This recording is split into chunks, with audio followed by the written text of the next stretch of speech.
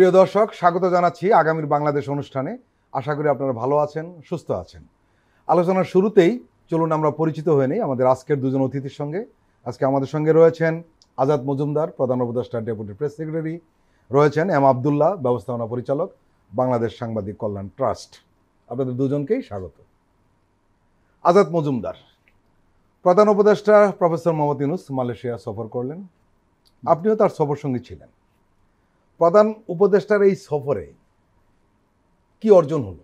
আপনি যদি খেয়াল করে দেখেন, মালয়েশিয়া আমাদের অর্থনীতির জন্য খুব গুরুত্বপূর্ণ একটা রাষ্ট্র। আমাদের অফিসিয়ালি 8 লক্ষ শ্রমিক মালয়েশিয়াতে থাকে, আনঅফিসিয়ালি যদি আপনি সংখ্যাটা ধরেন তাহলে এটা 15 লক্ষ। মালয়েশিয়া থেকে রেমিটেন্স আসে। তাছাড়া আমাদের ব্যবসা বাণিজ্যের জন্য একটা গুরুত্বপূর্ণ অংশীদার। এরকম একটা দেশে আমাদের প্রথমত সরকার প্রধান পর্যায়ে 2013 সালের পরে আর কোনো সফর বিনিময় হয়নি। প্রায় এক যুগ পরে মালয়েশিয়ার প্রধানমন্ত্রী বাংলাদেশে আসলেন। আমাদের অন্তর্বর্তীকালীন সরকারের দায়িত্ব নেওয়ার পরে মালয়েশিয়ার প্রধানমন্ত্রীর বাংলাদেশ সফর ছিল প্রথম কোনো সরকার প্রধানের বাংলাদেশ সফর। এটা দিয়ে একটা দুই দেশের সম্পর্কের গভীরতাটা কিছুটা অনুধাবন করা যায়। তারপর এবার যখন বাংলাদেশের অন্তর্বর্তীকালীন সরকার প্রধান গেলেন, তাদের যে রিসিপশন যেভাবে আমরা দেখেছি, আপনারা হয়তো দেখেছেন মিডিয়াতে, সেটা দিয়েও আপনার বন্ধুত্বের পর্যায়টা বোঝা যায়। আপনার এই ধরনের দেশগুলোর সাথে, যাদের সাথে আপনার অর্থনৈতিক সম্পর্কটা খুব নিবিড়, সেখানে সুসম্পর্কটা খুবই জরুরি। সুসম্পর্ক না হলে শুধু কাগজে কলমে ব্যবসায়িক সম্পর্ক, একেবারে প্রফেশনাল একটা সম্পর্ক রাখতে গেলে অনেক সময় সেখানে কাজ নাও হতে পারে। আমরা দেখেছি মাননীয় প্রধান উপদেষ্টা এবার সেখানে যাওয়ার পর 5টা এমওইউ হয়েছে এবং 3টা নোট অফ এক্সচেঞ্জ হয়েছে। এই এমওইউগুলোর মধ্যে বা নোট অফ এক্সচেঞ্জের মধ্যে একটা আমি খুব গুরুত্বপূর্ণ আপনাকে বলি, সেটা হচ্ছে আমাদের মাইগ্রেন্ট ওয়েলফেয়ার। এটা আপাত দৃষ্টিতে আপনার কাছে মনে হবে যে এটা এমন কী অর্জন, কিন্তু এটা আমরা মনে করি যে বিশাল অর্জন। বিশাল অর্জন এই অর্থে, এই এমওইউর মাধ্যমে মালয়েশিয়া সরকার জানিয়েছে যে মালয়েশিয়াতে একটা মালয়েশিয়ান শ্রমিক যে সোশ্যাল বেনিফিটগুলো পায়, বাংলাদেশের বৈধ শ্রমিক যারা আছে তারাও একই ধরনের বেনিফিট পাবে। মালয়েশিয়া সরকার কিন্তু মানে কি বলবো, আমাদের এই তৃতীয় বিশ্বের অনেক সরকারের মতো নয় যে যেখানে শ্রমিকদের বেনিফিটগুলো আসলে কাগজে কলমে আছে, বাস্তবে নাই। সেখানে বাস্তবায়ন হয় তাদের দেশের শ্রমিকদের জন্য। হ্যাঁ, তাদের কাছে খুব কঠোরভাবে আইনটা মেনে চলা হয়, বা কোম্পানিগুলো বা যারা নিয়োগকর্তা আছে তাদেরকে আইনটা মেনে চলতে বাধ্য করা হয়। তো আমরা মনে করি যে এই বেনিফিটগুলো মালয়েশীয় শ্রমিকদের মতো যদি বাংলাদেশের শ্রমিকরাও পায়, তাহলে বাংলাদেশের অসংখ্য শ্রমিক এতে উপকৃত হবেন। এটা একটা দিক। দ্বিতীয় দিক হচ্ছে, আপনি জানেন যে মালয়েশিয়াতে বাংলাদেশের মূলত মাইগ্রেশনটা বেশি হলেও আনস্কিল মাইগ্রেশনটাই হয়, এবং এই আনস্কিল মাইগ্রেশনদের একটা বড় অংশ ভাষাগত জটিলতায় ভোগেন। তারা আসলে মালয়েশিয়ান যে মালয় ভাষা, সেটাও সেভাবে রপ্ত করতে পারেন না। ইংরেজিতেও তাদের জন্য আরও কঠিন, এবং তো তারা গিয়ে তাদের যে নানা ধরনের অভিযোগ আছে, সমস্যার কথা, এগুলো আসলে জানাতে পারেন না। তো প্রথমবারের মতো তারা মালয়েশিয়ান সরকার বাংলায় অভিযোগ গ্রহণের একটা পদ্ধতি তারা স্বীকৃতি দিয়েছে। তো তারা বাংলায় তাদের শ্রমিকদের কথা শুনবেন, যাতে এর ফলে শ্রমিকরা তাদের বক্তব্যটা খুব সহজে কমিউনিকেট করতে পারবেন মালয়েশিয়ান অথরিটির কাছে। এটা একটা। তারপরে যে ইরেগুলার মাইগ্রেন্ট, যারা আনডকুমেন্টেড, যারা বিভিন্ন কারণে অনিয়মিত হয়ে গিয়েছেন, তাদেরকে রেগুলারাইজ করার একটা কথা উঠেছে, কথা আলোচনা হয়েছে। সেটাও মালয়েশিয়ান প্রধানমন্ত্রী উনি প্রতিশ্রুতি দিয়েছেন, ওনার ক্যাবিনেটে উনি আলোচনা করে এই বিষয়ে চূড়ান্ত সিদ্ধান্ত ওনারা জানাবেন। এগুলো মাইগ্রেশনের বিষয়। আর আপনি যদি মনে করেন যে একটা এমওইউ হয়েছে ডিফেন্স কোঅপারেশনের বিষয়ে, দুইটা মুসলিম কান্ট্রি বাংলাদেশের, দুইটারই প্রায় সিমিলার অনেকগুলো থ্রেট আছে, এবং এই থ্রেটগুলো যদি সিকিউরিটি এজেন্সিগুলো দুই দেশের খুব নিবিড়ভাবে কাজ করা যায়, থ্রেটগুলো মিটিগেট করা সম্ভব। এতদিন ডিফেন্স লেভেলে কোনো সরকারিভাবে কোনো ধরনের আনুষ্ঠানিক কোনো কিছু না থাকার কারণে তথ্য বিনিময়টা খুব বেশি হতো না। মালয়েশিয়ার কাছে যে তথ্য থাকতো সেটা তারাই পেত, সেটা তাদের বিক্ষিপ্তভাবে শেয়ার করা হতো, যার ফলে নিরাপত্তা এজেন্সিগুলো সেভাবে কাজ করতে পারতো না। এখন আপনার একটা প্রসেসের মধ্যে দিয়ে কাজটা এগোবে। সো এটাও একটা বড় অগ্রগতি। হালাল ইকোসিস্টেম নিয়ে আপনার সেখানে কথা হয়েছে। হালাল ইকোসিস্টেম, আপনি জানেন যে হালাল পণ্যের বাজার বিশ্বে অনেক বড়। 3 ট্রিলিয়নের কথা বলা হচ্ছে এই মুহূর্তে আছে, যেটা 2030 সাল, খুব বেশি দূরে না, 5 ট্রিলিয়নে দাঁড়াবে। বিশাল। হ্যাঁ, কিন্তু বাংলাদেশ বিশ্বের তৃতীয় বৃহত্তম মুসলিম দেশ হওয়া সত্ত্বেও হালাল পণ্যের বাজারে বাংলাদেশের কোনো অংশীদারিত্ব নাই বললেই চলে। বরঞ্চ থাইল্যান্ড আপনার মুসলিম দেশ না হওয়া সত্ত্বেও তারা হালাল পণ্যের বাজারে তাদের একটা বড় অংশীদারিত্ব ইন্ডিয়ার আছে। কি অবস্থা? ইন্ডিয়ার আছে, অস্ট্রেলিয়ার আছে, নিউজিল্যান্ডের আছে। বাংলাদেশে অনেকে বলতে পারেন যে হালাল হালাল বলতে আমরা শুধু অনেকে খাদ্যদ্রব্যটাকে প্রথমত মনে করি যে হালাল খাদ্য। হালাল খাদ্যের বাইরেও কিন্তু হালাল কিছু পণ্য আছে, যেটা বাংলাদেশের ক্ষেত্রে হালালের ক্ষেত্রে সবচেয়ে বড় সম্ভাবনা হচ্ছে কাপড়। অনেকে জিজ্ঞেস করতে পারেন যে প্রশ্ন আসতে পারে যে কাপড় কিভাবে হালাল হয়। আসলে কাপড়ে যে রংটা ব্যবহৃত হয় এই রংটাই আসলে এটার সাথে হালাল একটা সম্পর্ক আছে। বাংলাদেশের তো আপনার টেক্সটাইল ইন্ডাস্ট্রি এমনিতেই ক্রমবিকাশমান, আপনি জানেন সেটা। এখন এই ক্রমবিকাশমান টেক্সটাইল ইন্ডাস্ট্রিতে যদি এই হালাল এলিমেন্টটা যোগ করা যায় এবং মুসলিম বিশ্বের বাজারটা ধরা যায় মূলত যেখানে এই হালাল ক্লথটা ব্যবহৃত হবে, মুসলিম বিশ্ব কেন আসলে সারা বিশ্বেই তো মুসলমানরা ছড়িয়ে ছিটিয়ে আছে যারা এই জিনিসটা যাদের কাছে খুবই গ্রহণযোগ্য হবে। তো আমরা মনে করি মালয়েশিয়ার কাছ থেকে এই বিষয়ে সহযোগিতা চাওয়া হয়েছে। মালয়েশিয়াতে 14টা হালাল ইন্ডাস্ট্রিয়াল পার্ক আছে। বাংলাদেশ আপাতত মালয়েশিয়াকে অনুরোধ করেছে একটা হালাল ইন্ডাস্ট্রিয়াল পার্ক যদি মালয়েশিয়ার পক্ষ থেকে বাংলাদেশকে করে দেওয়ার জন্য যে লজিস্টিক হেল্পটা দরকার সেটা করে তারা, তাহলে আপনার বাংলাদেশ এক্ষেত্রে হালাল পণ্যের মার্কেটে প্রবেশ করতে পারবে। আমরা অর্থনৈতিক বিষয়ে কি আমাদের অগ্রগতি হলো সে বিষয়ে আমরা আবার আপনার কাছে আসবো। আব্দুল্লাহ, আমরা একটা জিনিস লক্ষ্য করলাম, সেটি হলো যে মালয়েশিয়া সফর প্রধান উপদেষ্টা খুব আন্তরিক এবং একটা হার্দিক পরিবেশ ছিল সেখানে। সবাই যারা প্রধানমন্ত্রীকে শুরু করে সবাই তাকে যেভাবে রিসিভ করেছেন, যেভাবে কথা বলেছেন, বোঝাই যাচ্ছিল খুব ঘনিষ্ঠ একটা ব্যাপার রয়েছে। এবং আমরা আরেকটা টের পেলাম, আমরা দেখলাম যে মালয়েশিয়ার স্বরাষ্ট্র মন্ত্রী সাইফুদ্দিন নাসুতিয়ন ইসমাইল উনি একটা ফেসবুক স্ট্যাটাস দিয়েছেন, খুব বড় স্ট্যাটাস দিয়েছেন।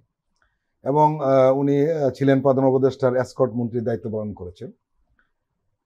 উনি কিছু কথা বলেছেন যেগুলো আসলে বোঝা যায় যে আমাদের মধ্যে সম্পর্কটা খুব গভীর এবং এই সফরের মাধ্যমে সেটা আরো গভীরতর হয়েছে। যেমন উনি একটা কথা বলেছেন যে প্রফেসর ইউনূসের সফর দুই দেশের মধ্যে বিশ্বাস ও শ্রদ্ধাবোধ আরো জোরদার করবে, যেহেতু কোট আনকোট মালয়েশিয়া বাংলাদেশ সম্পর্ক পারস্পরিক শ্রদ্ধা ও বিশ্বাসের ভিত্তিতে প্রতিষ্ঠিত। আমরা মাঝখানে কিছুটা গ্যাপ দেখেছিলাম যে মালয়েশিয়ার সঙ্গে বাংলাদেশের সম্পর্কটা আসলে ওইভাবে হার্দিক সম্পর্ক গড়ে ওঠে নাই। এর আগে ছিল, মাঝখানে গত 16 বছর এটা আসলে একটা জায়গায় ছিল, কিছুটা বরঞ্চ ডিটোরেট করেছিল। এই মাহাথির পরবর্তী সময় আনোয়ার ইব্রাহিম দায়িত্বে নেওয়ার পরে আমরা এই প্রথম দেখলাম যে আবার নতুন করে শুরু হয়েছে। এবং আপনি যেটা আজাদ বন্ধু বলছিলেন যে ঢাকা সফর করেছেন, এটা নিঃসন্দেহে ঠিক ওই সময় প্রথম সফর করা আলাদা ইম্প্যাক্ট রয়েছে। এই যে পরস্পরের যে বিশ্বাস এবং শ্রদ্ধার সম্পর্কটা এবং এখন যেটা চালু হলো, এটা নিয়ে তো আমাদের অনেক দূর এগিয়ে যেতে পারি। আপনার কি মনে হচ্ছে? আমাদের প্রায় কাছাকাছি সময়ে স্বাধীন হওয়া একটি রাষ্ট্র, কিন্তু দুর্ভাগ্যজনকভাবে মালয়েশিয়া অর্থনৈতিকভাবে যে সমৃদ্ধি অর্জন করেছে, বিশ্বের বুকে যেভাবে মাথা উঁচু করে যেভাবে দাঁড়িয়েছে, আমরা সেভাবে পারিনি। এটা একটা আমাদের দুর্ভাগ্যজনক একটা চ্যাপ্টার। আপনি জানলে অবাক হবেন, এই মাথা উঁচু করে দাঁড়ানোর ক্ষেত্রে আমি একটা উদাহরণ দিতে চাই। মালয়েশিয়াতে আমার সব মিলিয়ে 8 বার যাওয়া পড়েছে। হ্যাঁ, নানান কারণেই যাওয়া পড়েছে। পেশাগত কারণে গিয়েছি, ব্যক্তিগত সফরে গিয়েছি একাধিকবার, এবং পলিটিক্যালি শহীদ রাষ্ট্রপতি জিয়াউর রহমানের মৃত্যুবার্ষিকী উপলক্ষে, শাহাদাত বার্ষিকী উপলক্ষে মালয়েশিয়ার 2টি প্রোগ্রামে আমি সেখানে মুখ্য আলোচক হিসেবে যাওয়ার সুযোগ হয়েছে। তো এই বারবার সফরের কারণে মালয়েশিয়ার সঙ্গে বেশ ভালোভাবে আমি রিড করার চেষ্টা করেছি যে মালয়েশিয়ার আপনি মাথা উঁচু করার দাঁড়ানোর যে কথাটি আমি বলবো, যে আমাদের দেশে একজন মার্কিন রাষ্ট্রদূত যোগ দেওয়ার আগে বছরখানিক আগ থেকে তার নাম সবার মুখস্থ হয়ে যায়। পত্রিকাগুলোতে প্রথম পৃষ্ঠায় যেদিন থেকে তাকে মনোনয়ন দেওয়া হলো সেদিন থেকে তার ছবি দিয়ে প্রথম পৃষ্ঠায় আলোচনা হয়। অবাক করার কাণ্ড হলো, মালয়েশিয়ার আপনি 90% লোককে জিজ্ঞেস করবেন মার্কিন রাষ্ট্রদূত কে, নাম বলতে পারবে না। মার্কিন দূতাবাস কোথায়, আমাদের দেশের কম বেশি সবাই জানে, কিন্তু মালয়েশিয়ার নাগরিকদের কাছে এই কথা, এই প্রসঙ্গটি আনলাম এই কারণে যে তারা স্বাধীন কূটনীতির ক্ষেত্রে এবং তাদের নিজস্ব অর্থনৈতিক থেকে শুরু করে সার্বিকভাবে যে জাতিসত্তা হিসেবে তাদের যে শক্তির জায়গাটাতে তারা এসবের পরোয়াটা কম করেন বলেই তাদের নাগরিকদের এই একটা একটা সিম্বলিক বিষয়টা আমি বললাম। আমাদের যে প্রসঙ্গে আপনি অবতারণা করলেন, আজাদ মজুমদার ভাইও বললেন বেশ কিছু অর্জনের কথা। আমাদের ডক্টর মোহাম্মদ ইউনূস তো বৈশ্বিকভাবে নন্দিত ব্যক্তিত্ব, এবং যথার্থভাবেই মালয়েশিয়া তাকে সেই সম্মানটি সেভাবে দিয়েছে। এবং মালয়েশিয়ার প্রধানমন্ত্রী যিনি এখন আছেন, আনোয়ার ইব্রাহিম, তিনি কিন্তু মাহাথির মোহাম্মদের পরে একমাত্র ডাইনামিক এবং ইসলামিক দেশগুলোর প্রতি বিশেষভাবে যার কমিটমেন্টের জায়গা আছে, সেটা হলো মাহাথির মোহাম্মদের পরেই কিন্তু আনোয়ার ইব্রাহিমকে আমরা দেখতে পারি। কারণ তিনি বিশ্বব্যাপী, তিনি বিশ্ব মুসলিম যেসব সংগঠন, বিভিন্ন সংগঠনে কিন্তু তিনি নেতৃত্ব দিয়ে আসছেন। হ্যাঁ, ছাত্র অবস্থাতেই তিনি নেতৃত্ব দিয়ে আসছেন, আপনি সেটা জানেন।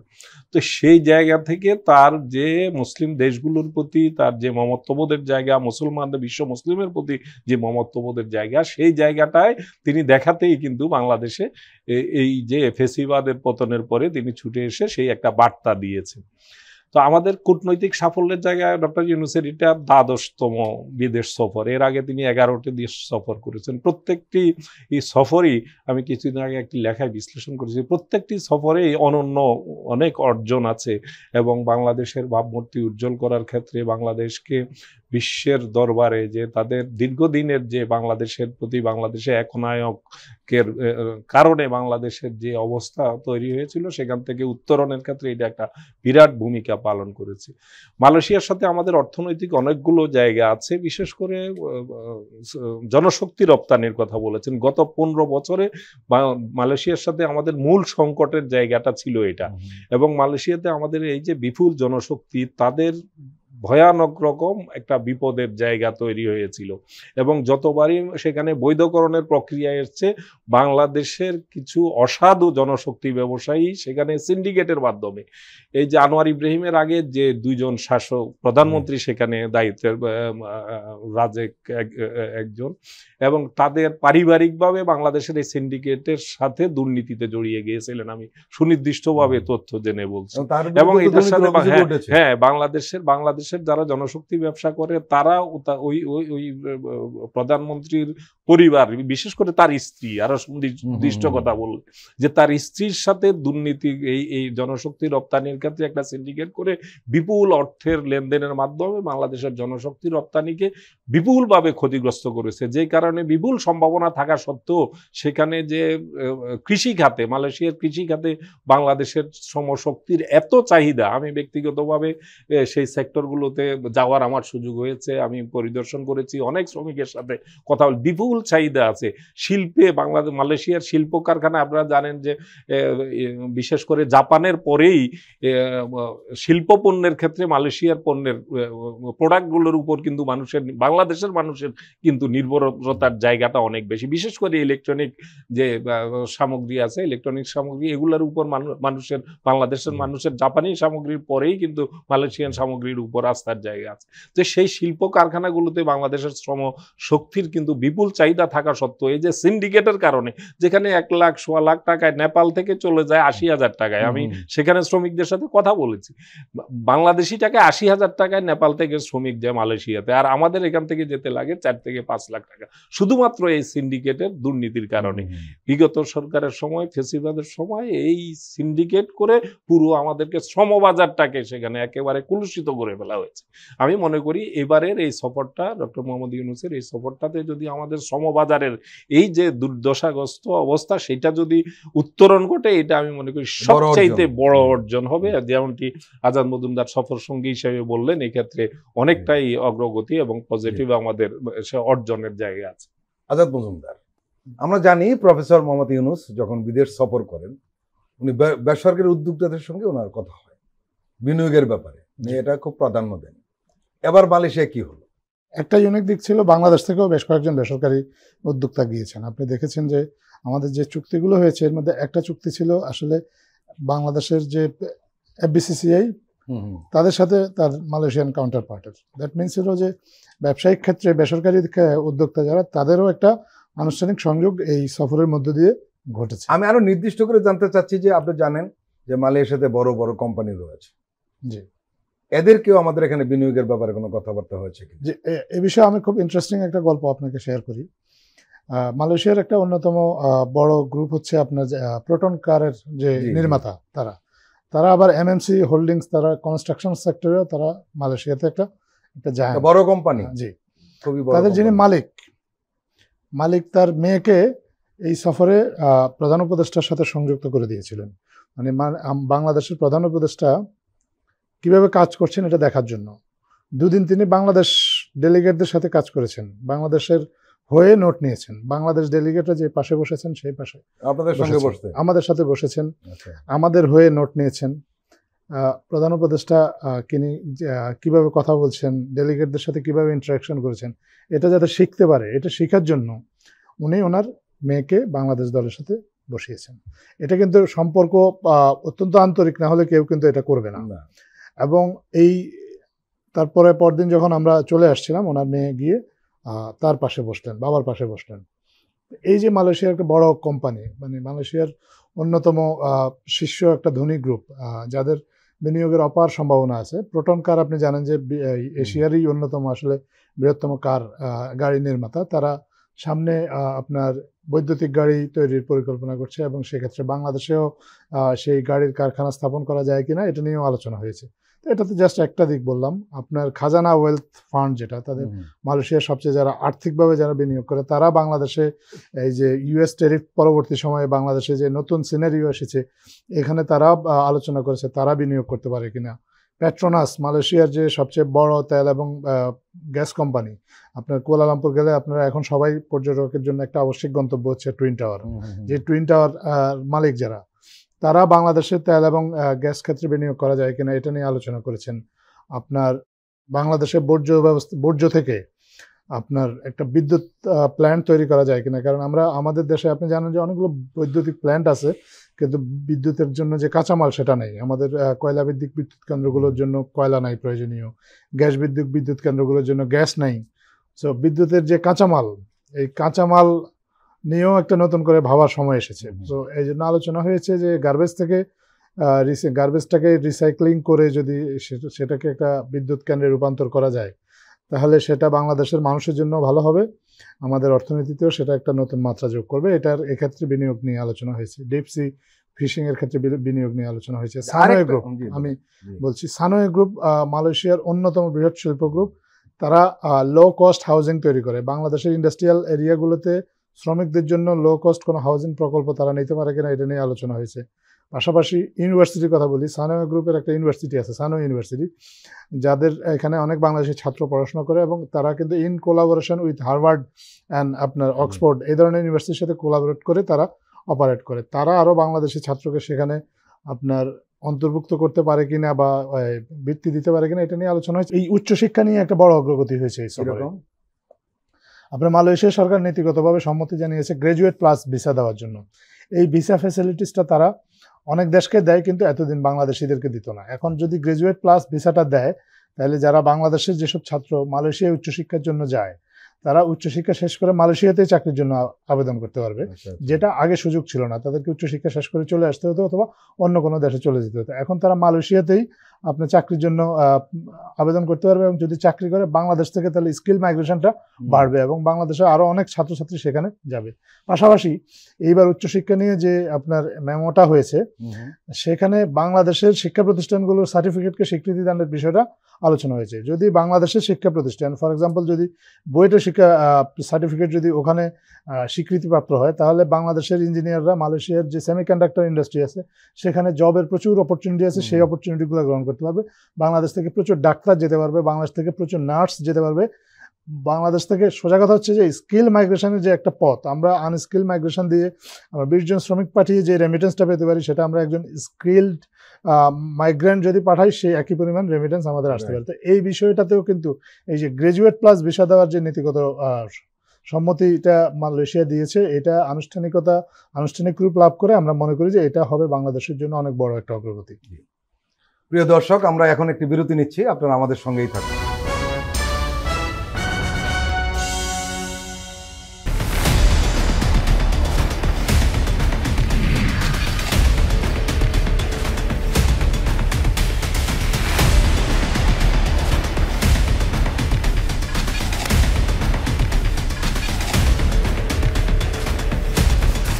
নিপীড়নের স্মৃতি। প্রযোজনা মোহাম্মদ হাসান রিয়াদ ও গোলাম মোর্শেদ।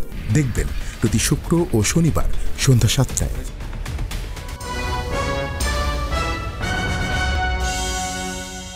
আবারও স্বাগত আগামীর বাংলাদেশ অনুষ্ঠানে। আজকে আমাদের সঙ্গে আলোচনা রয়েছেন এম আবদুল্লাহ, ব্যবস্থাপনা পরিচালক, বাংলাদেশ সাংবাদিক কল্যাণ ট্রাস্ট।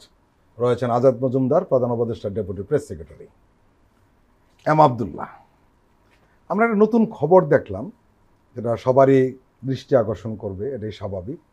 আমরা লক্ষ্য করছি যে ৮ বছর পর রোহিঙ্গা সংকট সমাধানে একটা নতুন বৈশ্বিক উদ্যোগ নেওয়া হয়েছে। আপনি জানেন যে এই সরকার ক্ষমতা আসার পরই রোহিঙ্গার ইস্যুতে নানান ধরনের তৎপরতা চালিয়েছে, কিন্তু পত্রপত্রিকা ওইভাবে আসে না, কিন্তু তৎপরতাটা চলছে। আমরা পরবর্তী সময় ফলাফল জানতে পারি। এবং যেটা আমরা লক্ষ্য করছি যে রোহিঙ্গার সংকট সমাধানে আগামী 4 মাসের মধ্যে 3টি আন্তর্জাতিক সম্মেলন হতে যাচ্ছে। এসব সম্মেলনের আয়োজক জাতিসংঘ, কাতার ও বাংলাদেশ। এবং প্রথম সম্মেলনটা হবে বাংলাদেশে, সেটা হবে কক্সবাজারে। আর পরবর্তী সম্মেলনটা হবে জাতিসংঘে, তারপরে কাতারে গিয়ে একটা সমাধানে আসবে, এরকম একটি। আপনি নিশ্চয়ই খবরটি দেখেছেন, কি মনে হচ্ছে? আরেকটি মালয়েশিয়ার সাথে আমাদের একটা অর্জন সাম্প্রতিক আছে, এটা বহুল কাঙ্ক্ষিত বাংলাদেশি শ্রমিকদের মালয়েশিয়াতে। সেটা হচ্ছে যে মাল্টিপল ভিসা কিন্তু পাচ্ছিল না বাংলাদেশি শ্রমিকরা। অন্যান্য দেশগুলো, বাংলাদেশের প্রতিদ্বন্দ্বী যেসব দেশ আছে সেখানে শ্রমবাজারে, তাদের কিন্তু মাল্টিপল ভিসার থাকার কারণে ওই শ্রমিকরা যে সুবিধাটা পাচ্ছিল, এটা বাংলাদেশি শ্রমিকরা পাচ্ছিল না। এটা কিন্তু সম্প্রতি এই ডক্টর ইউনূসের সফরের ঠিক আগেই কিন্তু মালয়েশিয়া গভর্নমেন্ট এই সুযোগ করে দিয়েছে। এটা একটা শ্রমিকদের জন্য এটা যে কত বড় প্রাপ্তি, এটা কিন্তু এটা বিশাল স্বস্তিদায়ক। এটা ওই শ্রমিকরা ভুক্তভোগী, শ্রমিকরা ছাড়া অন্য কেউ কিন্তু এটা অনুধাবন করতে পারবে না। মাল্টিপল ভিসাটা থাকলে পরে তারা যে কোনো সময় পরিবারের কাছে তারা যাতায়াত করতে পারে, এবং সেখানে তাদের মধ্যে এক ধরনের তাদের কর্ম পরিবেশের ক্ষেত্রে, কর্মস্পৃহার ক্ষেত্রে এটা একটা কিন্তু গুরুত্বপূর্ণ অবদান রাখে। এখন আসছি, আপনি যেটি বলেছেন যে আমাদের রোহিঙ্গা ইস্যুটি তো আমাদের জন্য একটা গলার ফাঁস হিসেবে এসছে। আপনি জানেন যে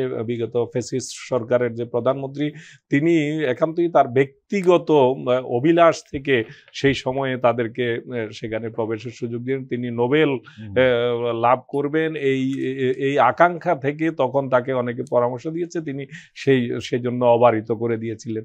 সেটা আমরা মানবিক দৃষ্টিকোণ থেকে তাদেরকে আশ্রয় দেওয়ার ব্যাপারে মানুষ হিসেবে আমাদের অনেকেরই সেই ক্ষেত্রে সায় ছিল, কিন্তু সেটা একটি পর্যায়ে যখন সেটা একটা অসৎ উদ্দেশ্যে এবং নিজস্ব পাওয়া না পাওয়ার অভিলাষ থেকে হয়, তখনই কিন্তু সেটা আর সেই জায়গায় শুধু মানবিক জায়গায় থাকে না।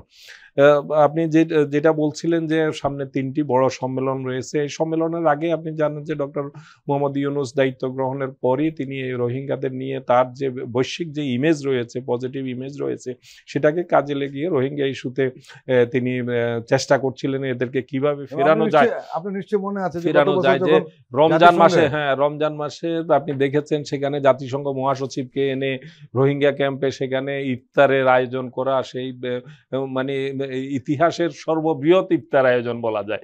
এবং আমরা দেখেছি জাতিসংঘ মহাসচিব সেদিন একেবারে জুব্বা পরে সেখানে সংহতি জানিয়ে বাংলাদেশের কালচারের সাথে কিভাবে এটা দিয়ে একটা বার্তা কিন্তু তিনি বিশ্বকে দিতে পেরেছেন। দৃষ্টি আকর্ষণ করা, মূলত উদ্দেশ্যটা ছিল বিশ্বের দৃষ্টি আকর্ষণ করা। তার আগে আমি আপনাকে একটা যোগ করি, সেটা হলো আপনি নিশ্চয়ই জানেন যে গত বছর জাতিসংঘ সাধারণ পরিষদের অধিবেশনে যখন উনি যোগদান করেন, এই অধিবেশনের ফাঁকে এক উচ্চ পর্যায়ে সেপ্টেম্বর মাসের আলোচনার প্রধান উপদেষ্টা সংশ্লিষ্ট অংশীজনদের নিয়ে কিন্তু একটা আন্তর্জাতিক সম্মেলন প্রস্তাব দিয়েছিলেন, এবং যার লক্ষ্য রোহিঙ্গা সংকটের বর্তমান পরিস্থিতি পর্যালোচনা করে একটি দূরদর্শী সমাধান খুঁজে বের করা।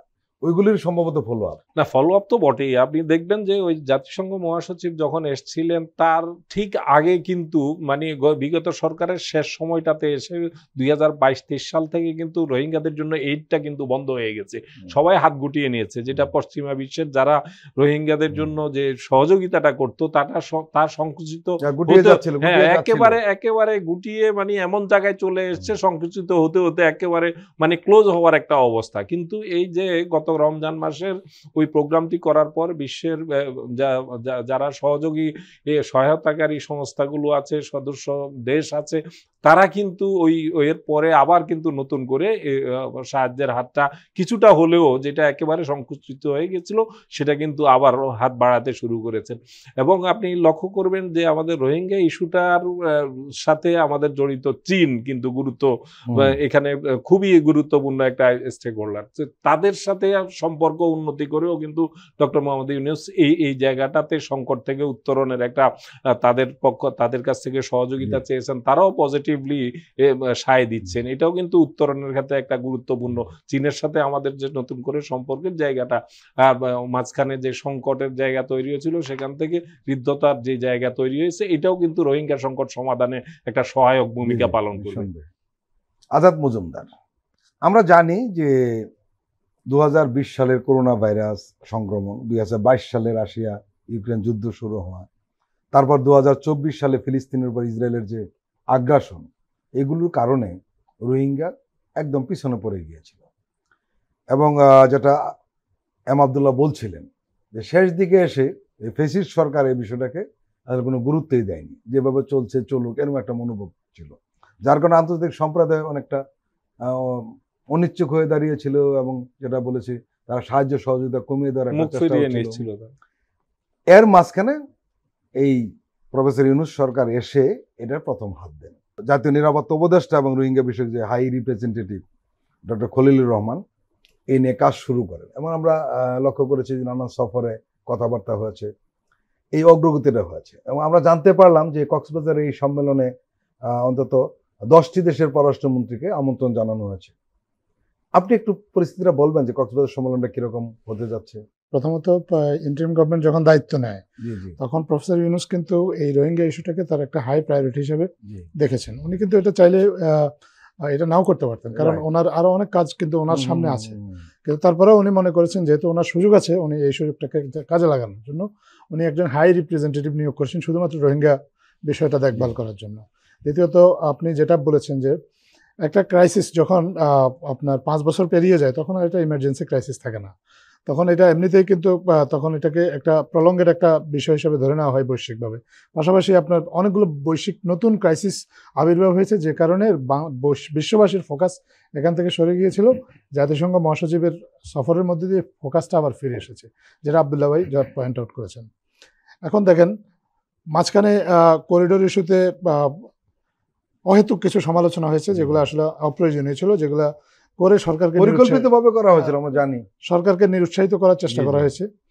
তো একটা ভালো খবর হচ্ছে যে সরকার আসলে এই ধরনের অপপ্রচারে কানও দেয় নাই, গুরুত্বও দেয় নাই। সরকার স্বাভাবিক প্রক্রিয়া মেনে এই সংকটটা সমাধানের জন্য কাজ করছে, যে কারণে 3টা কনফারেন্স হচ্ছে। আপনি মালয়েশিয়া নিয়ে আমরা আলোচনা করছিলাম, মালয়েশিয়াতেও কিন্তু রোহিঙ্গা ইস্যুটা প্রমিনেন্টলি এসেছে। মালয়েশিয়ার প্রধানমন্ত্রী স্বয়ং বলেছেন ওনারা আসিয়ানের পক্ষ থেকে একটা পিস মিশন মায়ানমারে পাঠাবেন, কারণ মালয়েশিয়া একটা ভুক্তভোগী দেশ, তাদের দেশেও কিন্তু 2 লক্ষ রোহিঙ্গা আছে। আর ঢাকায় যে আরেকটা দিক আছে, তারা আসিয়ানের সদস্য, হ্যাঁ আসিয়ানের সদস্য, মায়ানমারও আসিয়ানের সদস্য, সেইটা তো তারা পার্সু করবেই। বাংলাদেশের আয়োজনে যে সম্মেলনটা 25 তারিখ রোহিঙ্গার এক্সোডাসের 8ম বর্ষপূর্তি উপলক্ষে হতে যাচ্ছে, সেখানে আপনার 10টা গুরুত্বপূর্ণ রাষ্ট্রের পররাষ্ট্রমন্ত্রীকে আপনি যথার্থ বলেছেন যে আমন্ত্রণ জানানো হয়েছে। আমরা বিভিন্ন দেশের 50 জন মতো আপনার ফরেন ডেলিগেটকে আমন্ত্রণ জানানো হয়েছে এবং তাদের একটা উল্লেখযোগ্য সংখ্যক আসবেন বলে আমরা আশাবাদী। পাশাপাশি মাননীয় প্রধান উপদেষ্টা নিজেও কিন্তু আপনার এই সম্মেলনে বক্তব্য রাখবেন। উনি কক্সবাজার যাবেন, আপনি এই সম্মেলনে কথা বলবেন এবং সম্মেলনটা টানা 3 দিন ধরে চলবে। আমাদের যারা ভিজিটিং গেস্ট যারা আসবেন ওনারা রোহিঙ্গা ক্যাম্পে যাবেন। এইগুলা করার একটা বড় উদ্দেশ্যটা হচ্ছে রোহিঙ্গা রিপাট্রিয়েশন ইস্যুটা প্লাস রোহিঙ্গাদের এইডের ইস্যুটা, এগুলা যাতে আবার আলোচনায় আসে। আপনি রোহিঙ্গাদের, আপনি জানেন যে রোহিঙ্গাদের জন্য যে সাহায্যটা সেটা কিন্তু এমনিতে অপর্যাপ্ত, তারপর আবার ওই এটা আস্তে আস্তে ক্রমহ্রাসমান অবস্থায় আছে। তো এটা যদি এভাবে হ্রাস পেতে থাকে তাহলে ভবিষ্যতে এটা একটা বড় মানবিক সংকট সৃষ্টি করবে এবং এই মানবিক সংকটের যে মানে ইফেক্টটা এটা বাংলাদেশের উপরে পড়বে, যেহেতু বাংলাদেশে আসলে রোহিঙ্গারা বেশি হোস্ট করে। পাশাপাশি আন্তর্জাতিক কূটনীতিক উদ্যোগের প্রয়োজন আছে মায়ানমারের শান্তি প্রতিষ্ঠার জন্য, কারণ মায়ানমারের শান্তি প্রতিষ্ঠা না হলে আসলে রোহিঙ্গা সংকট সমাধান করা কঠিন। কারণ আগেও অনেকে বলেছেন, এখনো সবাই বলছেন যে রোহিঙ্গা সংকটের সমাধানটা তো আসলে মায়ানমারের মধ্যেই, মায়ানমারে যদি শান্তি না আসে তাহলে এই রোহিঙ্গাদেরকে ফেরত পাঠানো যাবে না। সেই শান্তির উদ্যোগটা এবার মালয়েশিয়ার প্রধানমন্ত্রী বলেছেন। পাশাপাশি যে রোহিঙ্গা বিষয়ক যে সম্মেলনগুলো হবে বাংলাদেশে হচ্ছে, যেখানে আপনার মালয়েশিয়া সহ আরও কয়েকটা দেশের পররাষ্ট্রমন্ত্রী আসবেন, প্লাস জাতিসংঘে সেপ্টেম্বরের 30 তারিখ জাতিসংঘের উদ্যোগেই একটা সম্মেলন হবে নিউ ইয়র্কে। জাতিসংঘ সম্মেলনের সাধারণ পরিষদের অধিবেশনের পরপরই সেখানে সাধারণ পরিষদের অধিবেশনের কারণেই বিভিন্ন দেশের প্রতিনিধিরা ওই সময়ে উপস্থিত থাকবেন নিউ ইয়র্কে, তো তারা আলোচনা করবেন। তারপরে আবার কাতার এক্ষেত্রে একটা প্রমিনেন্ট রোল নেবে। তারা প্রধান উপদেষ্টা যখন কয়েক মাস আগে কাতার গেলেন সেখানেই তারা অঙ্গীকার করেছিলেন, সেই অঙ্গীকারের প্রেক্ষিতে তারাও একটা সম্মেলন আয়োজন করছে। আমরা মনে করি যে এই যে কূটনৈতিক উদ্যোগগুলো, এগুলো চলমান থাকা খুব জরুরি, কারণ কূটনৈতিক উদ্যোগগুলো থেমে গেলে সংকটের সমাধানের পথটা কিন্তু বন্ধ হয়ে যাবে। একদম আপনার অনেক আগের সরকার শেষের দিকে কোনো কাজ করেনি, তো রোহিঙ্গারা নিজেরাও আশা হারিয়ে ফেলেছিল। এরকম একটা হোপলেস সিচুয়েশন থেকে এখন অন্তত সুড়ঙ্গ শেষে কিছুটা আলোর রেখা দেখা যাচ্ছে যে হ্যাঁ, সমাধানের অ্যাটলিস্ট একটা উদ্যোগ চলছে। আমরা বিশ্বাস করি যে এই উদ্যোগটা যদি চলমান থাকে সমাধান আসবে এই বিষয়ে। এম আব্দুল্লাহ, সংস্কার নিয়ে যে আলোচনা হচ্ছে, বিশেষ করে জুলাই সনদ ঘোষণা নিয়ে একটা বিতর্ক তো তৈরি হয়েছে, এবং বিশেষ করে যেটা হয়েছে সেটা হলো যে আইনি ভিত্তি নিয়ে আলোচনা হচ্ছে। সরকার কিছুটা ছাড় দিয়েছে যে পরবর্তী সংসদ করবে। সবচেয়ে বেশি প্রবলেম হয়েছে অন্য জায়গায়, সেটা হলো নোট অফ ডিসেন্ট নিয়ে। আসলে কোনো চার্টার হতে পারে না, পৃথিবীর কোনো চার্টার এরকম নেই যে নোট অফ ডিসেন্ট থাকবে আবার চার্টারও হবে। এটা একটা সমস্যা হয়েছে। এবং আপনি জানেন জামাত এবং এনসিপি বিএনপির সঙ্গে এই নিয়ে মুখোমুখি দাঁড়িয়ে গেছে। এবং এই জুলাই সনদের যে আইনি ভিত্তি, এটা হলো কি হবে?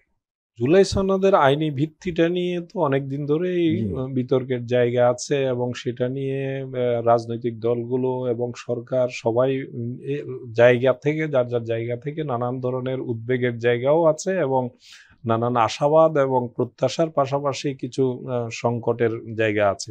জুলাই সনদটা আমাদের যে পরিবর্তনটা গত বছরের আগস্টে, 5ই আগস্টে আমরা নতুন বাংলাদেশ পেয়েছি বিপুল রক্তের বিনিময়ে, জীবনের বিনিময়ে, তার মধ্য দিয়ে জুলাই সনদের যে প্রয়োজনীয়তার বিষয়টা, এটা যদি কোনো রাজনৈতিক দল অস্বীকার করে তাহলে কিন্তু এটা খুবই এই শহীদদের রক্তের সাথে এক ধরনের বেইমানি করা হবে। আমরা দেখছি যে জুলাই সনদ ঘোষণা নিয়ে, তবে দূরত্বটা আসার একটু জায়গা আছে, যে দূরত্বটা এখন থেকে 6 মাস আগে যে জায়গায় ছিল সেখান থেকে কিছুটা হলে আমি মনে করি কমে এসছে, কিন্তু কিছু কিছু ইস্যুতে এখনো পর্যন্ত মৌলিক সংস্কারের ইস্যুতে এবং এটার লিগ্যাল যে ভিত্তির জায়গাটা, এটার জায়গাটাতে অনেক সমস্যা আছে। যেমন এনসিপি যারা জুলাই আন্দোলনে সম্মুখভাবে নেতৃত্ব দিয়েছে, এখন এনসিপি নামক দলের নেতৃত্ব দিচ্ছে, তাদের তো পরিষ্কার কথা, তাদের মুখে এখনো আমরা শুনতে পাচ্ছি যে এই সনদ কোনো রাজনৈতিক সরকারের কাছে অ্যাপ্রুভালের জন্য ছেড়ে দিলে হবে না, তার আগেই এটা ভোটের মাধ্যমে হোক বা গণপরিষদের মাধ্যমে হোক, যেভাবে হোক এটাকে আইনি ভিত্তি দিতে হবে। এই বক্তব্যের যৌক্তিকতার জায়গাও আছে, কারণ আমাদের অতীতের অভিজ্ঞতা সুখকর নয়। যখন রাজনৈতিক সরকারগুলো ক্ষমতায় আসে তখন কিন্তু এইসব কমিটমেন্টের জায়গাগুলো থেকে অনেকটা সরে যায়।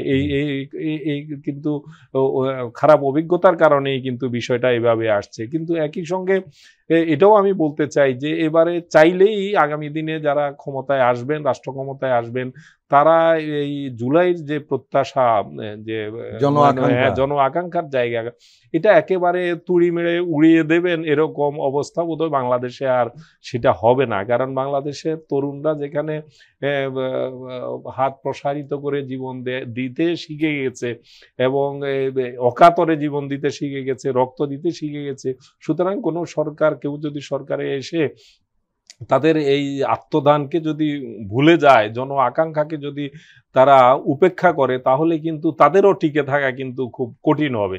তো সুতরাং এই যে রাজনৈতিক দলগুলোর মধ্যে দূরত্বের জায়গাটা যত মানে গুটিয়ে আনা যাবে এবং এটার আইনি ভিত্তির জায়গাটা যদি আগামী নির্বাচনের আগে করা যায় সেটা সবচেয়ে ভালো। আর করা না গেলেও আমি বিশ্বাস করি যে এমন একটি অঙ্গীকারের জায়গা থাকা দরকার যেটা অবশ্যই সেখান থেকে থেকে সরতে না পারে কোনো রাজনৈতিক সরকার, আগামী দিনের যে রাজনৈতিক সরকার, সেই জায়গাটা তৈরি করা দরকার। তাহলেই আমি মনে করি জুলাইয়ের যে আত্মদান, জুলাই শহীদদের যে আত্মদান, সেটার জায়গায় একটা ভরসার জায়গায় তৈরি হবে, তাদের পরিবারগুলো একটা সান্ত্বনার জায়গা খুঁজে পাবে। প্রিয় দর্শক, আমরা আবারও একটি বিরতি নিচ্ছি, আপনারা আমাদের সঙ্গেই থাকুন।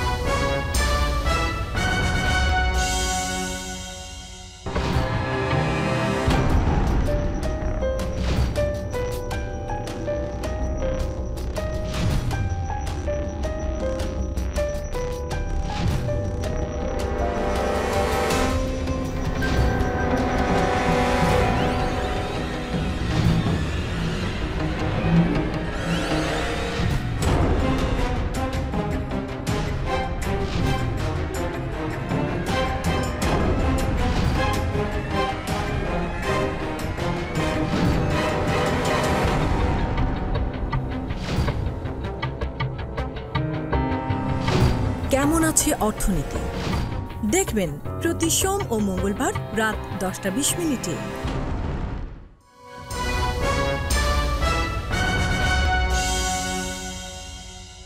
প্রিয় দর্শক, আবারও স্বাগত আগামীর বাংলাদেশ অনুষ্ঠানে। আজকে আমাদের সঙ্গে আলোচনায় রয়েছেন আজাদ মজুমদার, প্রধান উপদেষ্টা ডেপুটি প্রেস সেক্রেটারি, রয়েছেন এম আবদুল্লাহ, ব্যবস্থাপনা পরিচালক, বাংলাদেশ সাংবাদিক কল্যাণ ট্রাস্ট। আজাদ মজুমদার, আমরা একটি বিষয় নিয়ে অনেকদিন ধরে কথা বলছিলাম, তার জবাব আপনারা দিয়েছেন সেদিন বৃহস্পতিবার এক সংবাদ সম্মেলনে। আমরা বলছিলাম যে কিছু বিষয় যেটা রয়েছে যে রাজনৈতিক দলগুলো আলোচনা করার প্রয়োজনও নেই সংবিধানের, বা সংবিধানের অংশ নয়, একই সঙ্গে সংসদের এটা অনুমোদনের প্রয়োজন নেই, না আইন নয় নীতি। এমন কিছু বিষয় কেন বাস্তবায়ন করছে না সরকার, যেগুলো সংস্কার কমিশন সুপারিশ করেছে। আমরা দেখলাম যে আপনারা সেই সংবাদ সম্মেলনের মাধ্যমে জানালেন যে 10টি কমিশনের, এখানে আপনারা উল্লেখও করেছেন সংবিধান সংক্রান্ত কমিশন বাদে আরও 246টি সুপারিশ আশু বাস্তবায়নযোগ্য হিসেবে নির্ধারণ করা হয়েছে। এ নিয়ে মোট 366টি সুপারিশ আশু বাস্তবায়নযোগ্য হিসেবে চিহ্নিত করা হয়েছে। এর মধ্যে মাত্র 37টি ইতিমধ্যে বাস্তবায়ন করা হয়েছে। আমার প্রশ্ন হলো যে এই এতগুলো সুপারিশ করা হলো বাস্তবায়নের জন্য, কিন্তু বাস্তবায়ন এই মাত্র 37টি কেন হলো?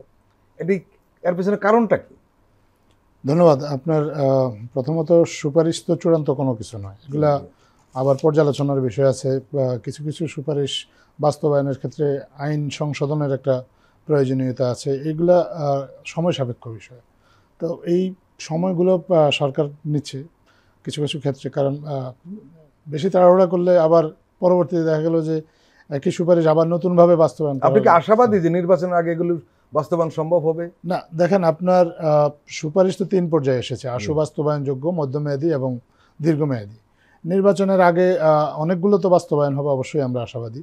37টা ইতিমধ্যে বাস্তবায়িত হয়েছে এবং বিভিন্ন সংস্কার কমিশনের অনেকগুলো প্রস্তাব বাস্তবায়ন প্রক্রিয়াধীন আছে। এবং প্রক্রিয়াধীন আছে মানে এই না যে প্রক্রিয়াটা মাত্র শুরু হয়েছে, অনেক আগেই প্রক্রিয়াটা শুরু হয়েছে। প্রক্রিয়াটা আমরা আশা করছি যে হয়তো খুব শিগগিরই এই প্রস্তাবগুলো সংশ্লিষ্ট মন্ত্রণালয় বাস্তবায়ন করে ফেলতে পারবে। আমি একটা উদাহরণ দিই, যে মিডিয়া সংস্কার কমিশন যদি আপনি বলেন, তারা মিডিয়ার জন্য একটা প্রোটেকশন ল করার একটা প্রস্তাব দিয়েছে এবং তারা বলেছে যে এই প্রোটেকশন লটা যদি করা যায় তাহলে আমাদের গণমাধ্যমের এই মুহূর্তে যত সমস্যা আছে তার একটা বড় সমাধান এই লটার মাধ্যমে হয়ে যাবে এবং এটাকে কার্যকর করা গেলে।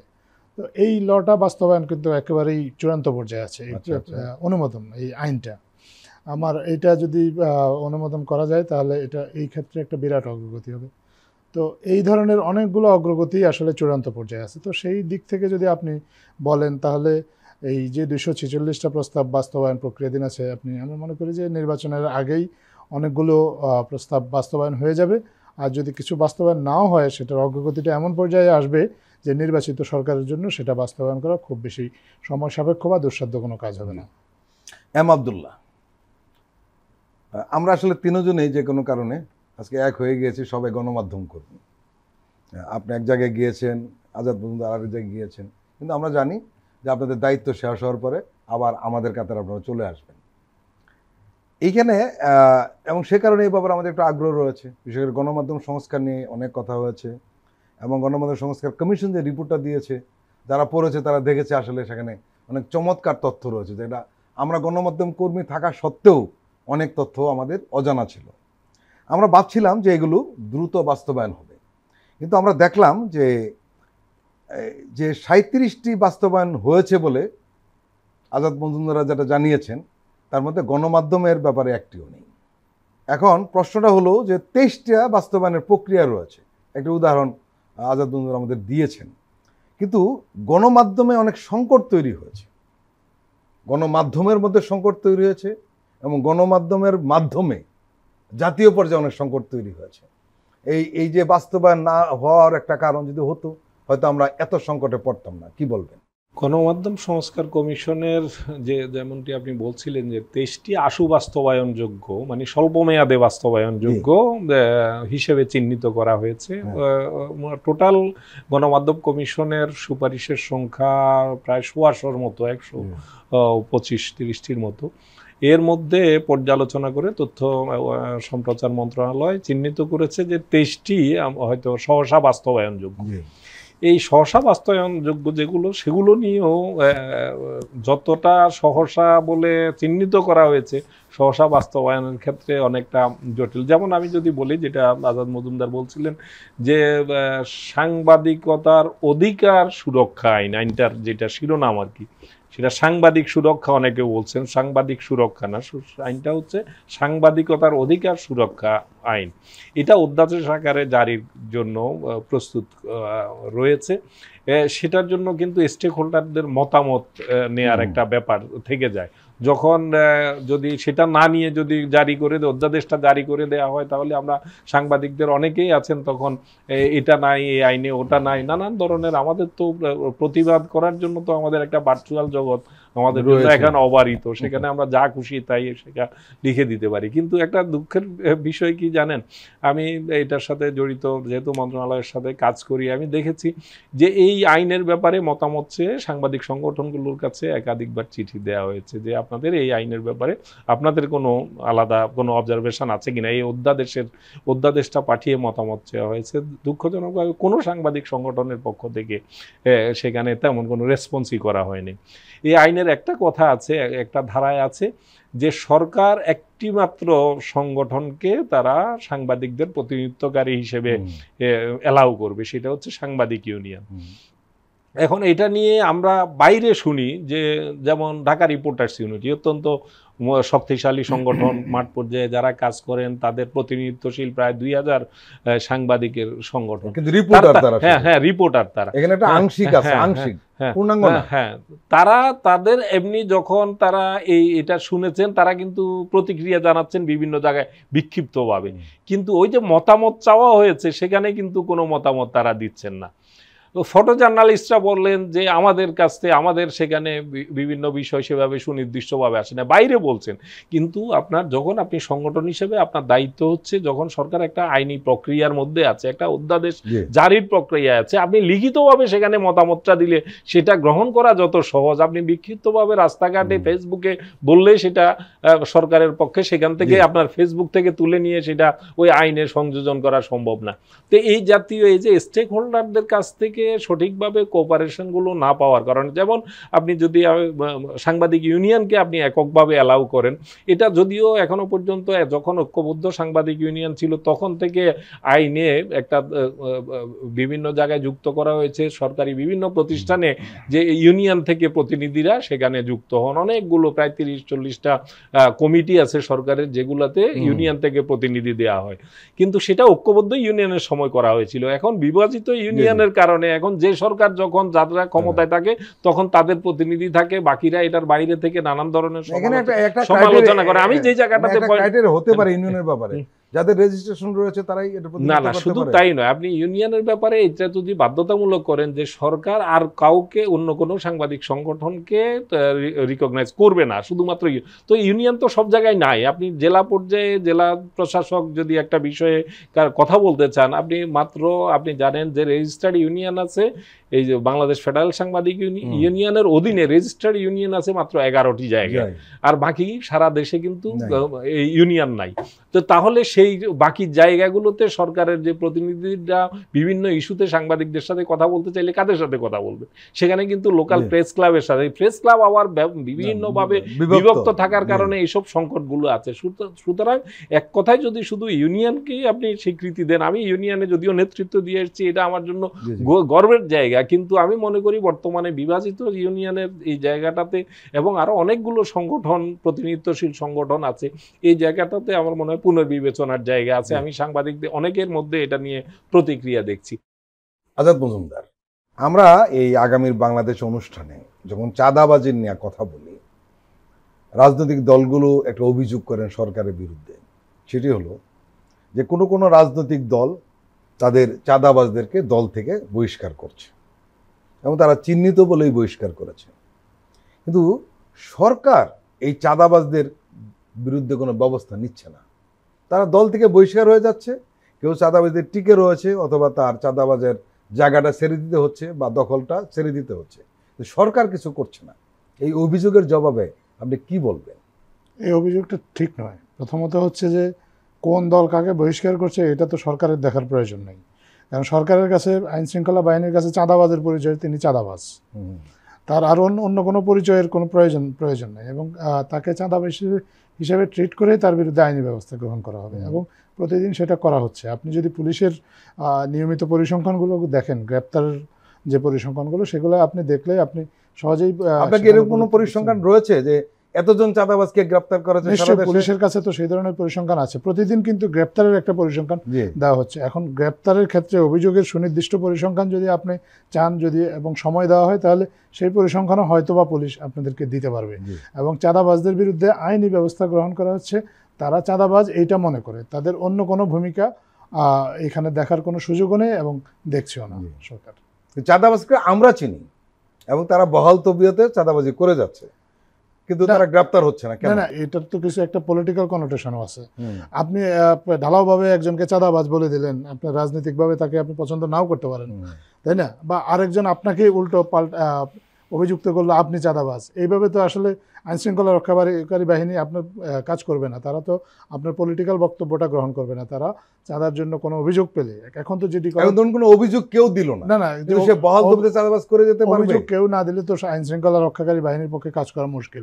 আমরা মনে করি যে অভিযোগ দেওয়ার অনেকগুলো প্ল্যাটফর্ম রয়েছে এখন। আপনার এখন যিনি জিডি করবেন তাকে থানায় আসতে হচ্ছে না, জিডি করলে থানায়, এখন অনলাইনে জিডি করা হচ্ছে নতুনভাবে। এই যে সংস্কার নিয়ে আমরা আলোচনা করছিলাম, সংস্কারের একটা বড় অগ্রগতি যে অনলাইনে জিডি গ্রহণ করা হচ্ছে। পুলিশকে পরিষ্কারভাবে নির্দেশনা গ্রহণ দেওয়া হয়েছে যে কেউ যদি কোনো এফআইআর দায়ের করে তাহলে সেই এফআইআরকে পুলিশকে গ্রহণ করতে হবে। আপনার 999-এ আপনার সক্ষমতা 5 গুণ বাড়ানোর উদ্যোগ নেওয়া হয়েছে। বা কেউ যদি কোনো অভিযোগ থাকে 999-এ অভিযোগ করতে পারেন, তা অনলাইনের মাধ্যমে জিডি করতে পারেন বা এফআইআর করতে পারেন, তাকে একবারে সশরীরে এসে অভিযোগটা দায়ের করতে হবে। আমি আর একটু স্পষ্ট করে কথা বলি, আমরা সবাই জানি কারা চাঁদাবাজি করছে। এখন প্রশ্ন হলো, তার বিরুদ্ধে কোনো অভিযোগ কেউ দিল না, দু কারণে। কেউ জামালা জড়াতে চায় না, আর দ্বিতীয় হলো বিপদ আসতে পারে তার ব্যাপারে। এখন অনলাইনে অভিযোগ দিবে, সে অনলাইন পুলিশ যে তার কাছে ফাঁস করে দিবে না তার কোনো নিশ্চয়তা নেই। যদি এরকম একটা পরিস্থিতি থাকে, কেউ অভিযোগ করতে সাহস পেল না চাঁদাবাজদের বিরুদ্ধে, যেহেতু তারা সংঘবদ্ধ, তাহলে সরকার কি তখন কি করবে? কিছুই করবে না। না, সরকারের তো নিজস্ব গোয়েন্দা সংস্থা আছে, গোয়েন্দা তৎপরতা আছে। গোয়েন্দা তৎপরতার মাধ্যমেও যদি কারো বিরুদ্ধে কোনো অভিযোগ পাওয়া যায়, তাহলে তার বিরুদ্ধে আইনি ব্যবস্থা নেওয়ার সুযোগ আছে, সেই অভিযোগ প্রমাণ সাপেক্ষে বা ভুক্তভোগীর সাথে কথা বলে। আপনি দেখেন, এর আগে কিন্তু এই ধরনের বিষয়গুলোকে পলিটিক্যালি ইউজ করা হতো। আপনার রাজনৈতিক প্রতিপক্ষকে সরকার বা সরকারে যারা ছিল, তারা আপনার এই অভিযোগগুলোকে কাজে লাগিয়ে বা নানাভাবে হয়রানি করেছে। অন্তর্বর্তীকালীন সরকারের কাজ হচ্ছে আপনার কেউ যেন কোনো ধরনের হয়রানির শিকার না হন। যিনি চাঁদাবাজির ভিকটিম, তিনিও যেন পর্যাপ্ত আইনি সহযোগিতা পান, অথবা কাউকে আপনার চাঁদাবাজ ট্যাগ করে আপনার রাজনৈতিকভাবে ফায়দা নেওয়ার জন্য কেউ একজন যদি কোনোভাবে আইনশৃঙ্খলা রক্ষাকারী বাহিনীর কাছে গিয়ে বলে, তাকে যেন কোনোভাবে তার অধিকারটাও ক্ষুণ্ণ না হয়। সবার অধিকারের দিকে লক্ষ্য রেখে সরকারকে কাজ করতে হয় এবং সরকার কাজ করে একটা সিস্টেমের ভিতর দিয়ে। আপনার সরকার কিন্তু কোনো পারসেপশনের উপর ভিত্তি করে কোনো ব্যবস্থা নিতে পারে না। পারসেপশন এক একজনের ক্ষেত্রে এক এক রকম হতে পারে। আপনার যাকে চাঁদাবাজ মনে হচ্ছে আমার তাকে সেন্ট মনে হতে পারে, আমার যাকে চাঁদাবাজ মনে হয় আপনার তার কাছে মহাপুরুষ মনে হতে পারে। সো আমার আপনার পারসেপশন কি এটার উপর ভিত্তি করে আইনশৃঙ্খলা রক্ষাকারী বাহিনীর জন্য কাজ করা কঠিন। তারা সুনির্দিষ্ট অভিযোগ পেলে বা যদি সাধারণ মানুষও যদি কেউ অভিযোগ করে সেই অভিযোগটা ভুক্তভোগী যে তাকে নিজেকেই অভিযোগ করতে হবে তা না। আপনারও যদি মনে করেন যে আপনার একটা পারসেপশন, আপনি জানেন যে উনি চাঁদাবাজ, আপনিও কিন্তু একটা তথ্য দিয়ে আইনশৃঙ্খলা রক্ষাকারী বাহিনীকে সহযোগিতা করতে পারেন। তাহলেই মাত্র আইনশৃঙ্খলা রক্ষাকারী বাহিনী ব্যবস্থা নিতে পারে। তারা কারো অনুমানের উপর ভিত্তি করে বা কাউকে রাজনৈতিক ফায়দা নেওয়ার জন্য কোনো সুযোগ সুবিধা তো আইনশৃঙ্খলা রক্ষাকারী বাহিনী বা সরকার দিতে পারে না। আজাদ মজুমদার এবং এম আবদুল্লাহ, আপনারা দুজনে আমাদের দীর্ঘ সময় দিলেন, আপনাদেরকে আন্তরিক ধন্যবাদ। প্রিয় দর্শক, আজকের অনুষ্ঠান আমরা এখানে শেষ করছি। আপনারা ভালো থাকবেন, সুস্থ থাকবেন। আল্লাহ হাফেজ।